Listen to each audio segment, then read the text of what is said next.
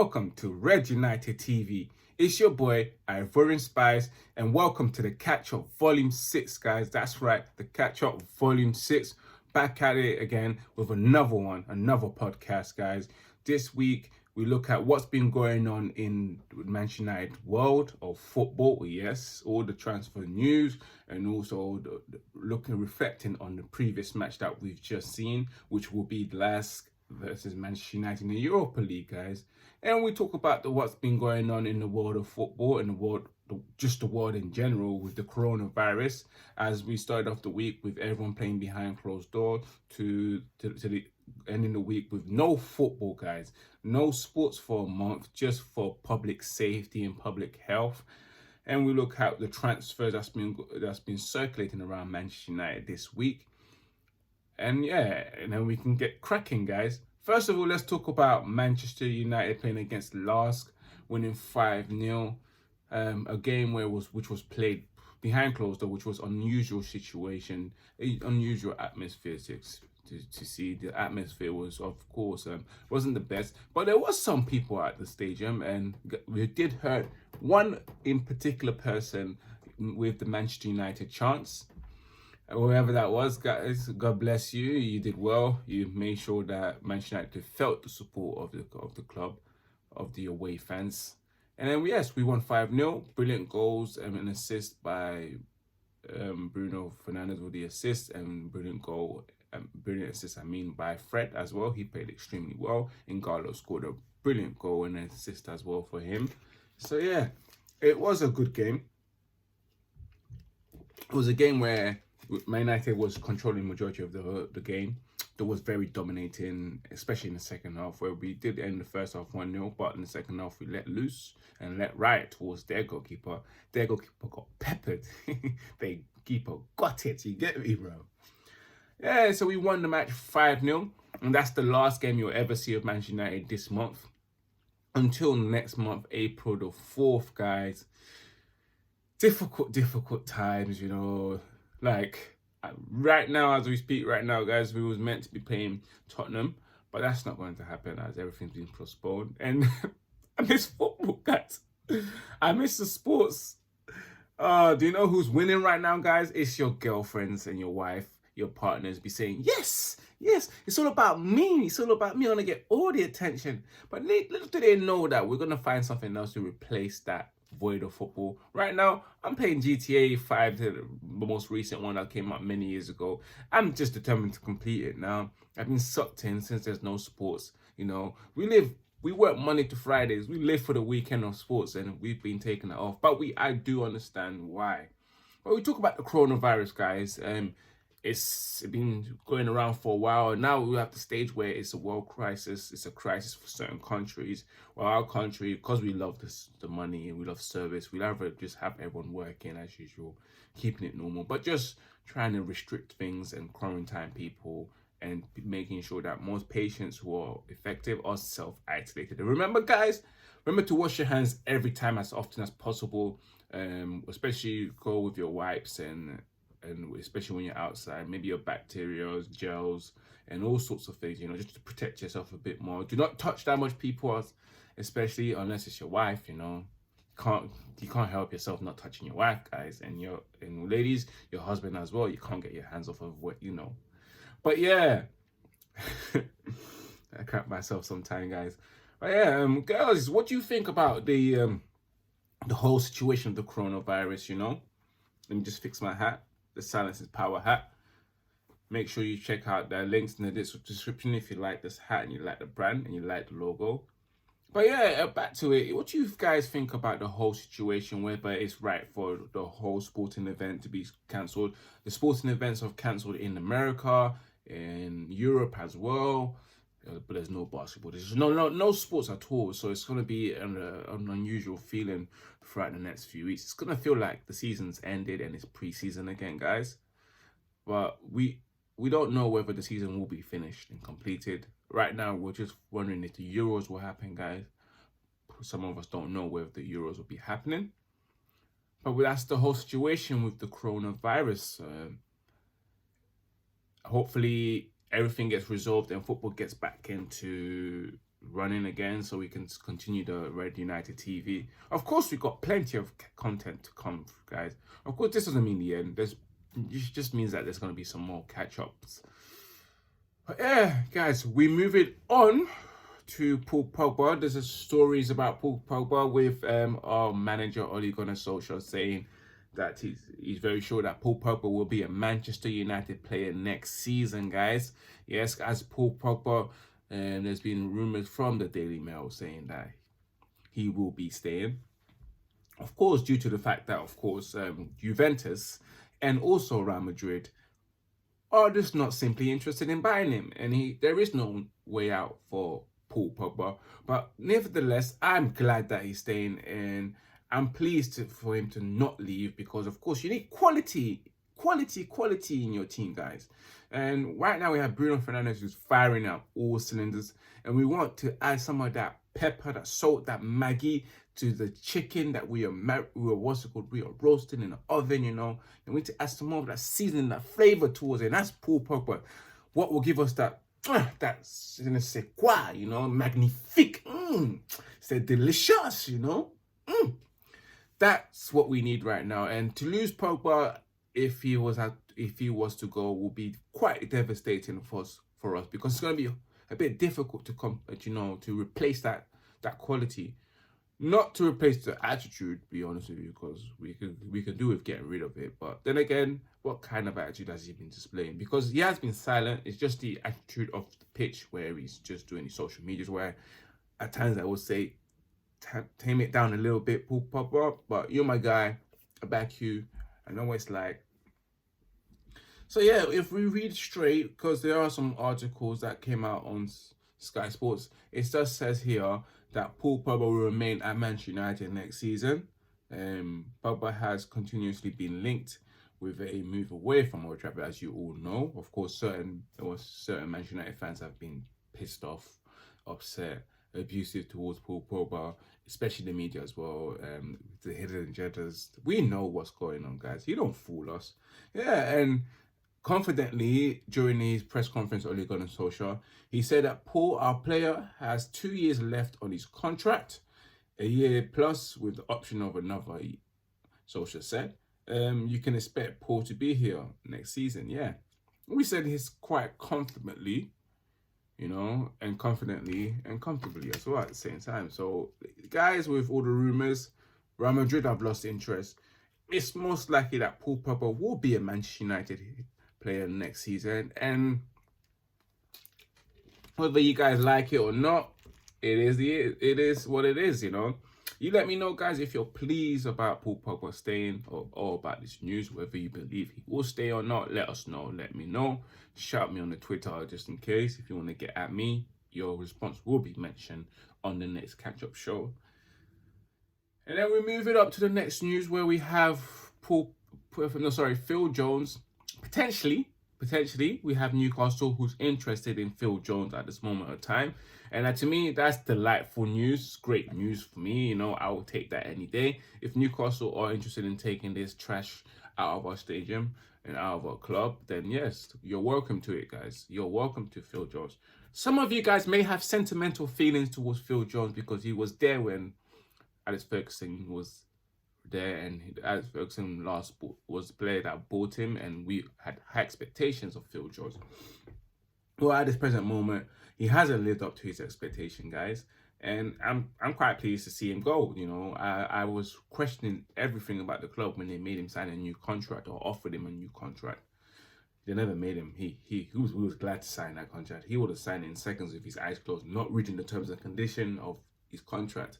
So yeah, just to get that extra pay. So again, guys, on the One Football app, the United people, let's just look at it. It says here, Newcastle wants to buy Manchester United Phil Jones, according to the Mirror. Jones has not featured in the last 7 Manchester United squads, and as reported here on Friday, the defender is now likely to see the opportunity even more limited as Eric Bailly, Axel Tusanabe, and Timothy Fosu-Mensah continues their recovery from long-term injuries. But as you know, Eric Bailly is back, and so is Axel. A lot of eyebrow was raised at last February when United gave the Preston-born man a 4 years deal. Yep, that secured his future until 2023, one with 1 year extension option. His injury records and shaky performance last term meant that the most fans felt that he should not have been retained by the club. And guys, as always, I welcome the news of Phil Jones leaving us, because at the end of the day, he's been occupying that physio bench for so long, guys. For so long, he's been occupying that physio bench. That physio bench needs a break from Phil Jones' rear and his ass. You're probably thinking, bro, I've been spreading your mum for the God knows how long. When are you going to stop sitting here for the rest of it? Like, it's been 5 years. It's been 5 or 6 years. Ferguson's gone. I can still feel you all the time, every day. To be fair, that physio bench probably sell everything with Phil Jones in the last 5, 6 years. I'd probably be surprised if that physio bench never saw him conceive his first child with his wife on that physio bench.